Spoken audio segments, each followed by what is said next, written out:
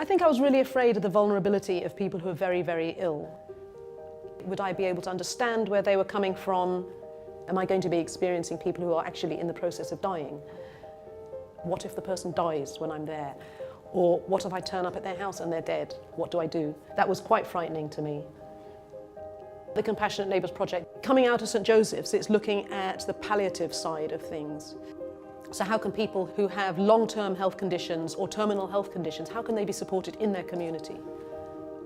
So St Joseph's provides kind of the structure and training to volunteers. And the training is really about trying to understand the role you would have as a compassionate neighbour in somebody's life who is isolated. Anybody who comes to our training, which is very intensive, they're doing that because they are already compassionate people. So in that sense, what we're doing is we're taking those people and then we're giving them the skills and the basically confidence to do what they would want to do naturally, but they don't necessarily have the confidence to do it. Well, I unfortunately have cancer. I was diagnosed with multiple myeloma 5 years ago. Unfortunately, I have also 5 fractures in my spine due to the cancer. Before I became ill, I had a very good social life. I'd be out all the time. Then overnight, I found that my illness made me extremely isolated and vulnerable. And it really ate away at my confidence. In Compassionate Neighbours, we take as much effort as possible to match people according to their interests and their geography, because we want it to be neighbourly. We want people to be able to get to their community member easily.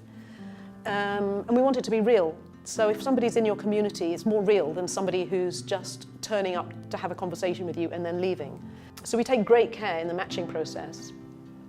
My relationship with Judea started when she observed our coffee mornings, because she comes into the hospice quite a lot for treatments and things like that. And I learnt that Judea and her partner who was there, both women, a lesbian couple, were feeling a little bit kind of concerned about some of the care they're going to receive. So I came back and I spoke to my manager and I said, look, I'm really concerned because she needs somebody who is queer or open-minded about that. And I thought, well, she lives just down the road from me. I could do it. And so that's how I became her compassionate neighbour. Joy is a wonderful person. She's very caring, she's very understanding. I feel like I can talk to her about anything. I'm very creative. I love illustrating and drawing, and I just found it really difficult to pick up a pen and start drawing again. And I sort of spoke to Joy about this, and she very kindly brought over some nice paper. She said, get all your paint stuff out and we'll do a painting session, and we did, and it was just wonderful. We're both creative, so we both like to paint, but neither of us is able to be that creative that often. So we try to take those little opportunities when we spend time together to maybe talk about art, or look at something, or create a bit of art. There's always something to natter on about. Illness affects everybody. It doesn't just affect older people.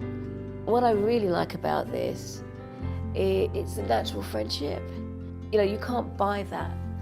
It's also doesn't feel like someone turning up at my home and they just spend an hour robotically and then they go off again. It's not like that. It's like a real, true friendship, and that is what I love. And that's the beautiful thing about the compassionate neighbours. I feel like a project like this is important to me because I know that if I'm old, if I happen to be alone or lonely, I want to know that there are people in my community who would feel comfortable about saying to me, are you okay? Do you need a hand? In some ways, I suppose I feel like if I want that to be there when I'm older, or maybe when I'm not very well, I have to do something about it. I have to be part of it to make sure that it can go on. So that to me is my big sort of takeaway. I mean, it's just beautiful from that perspective.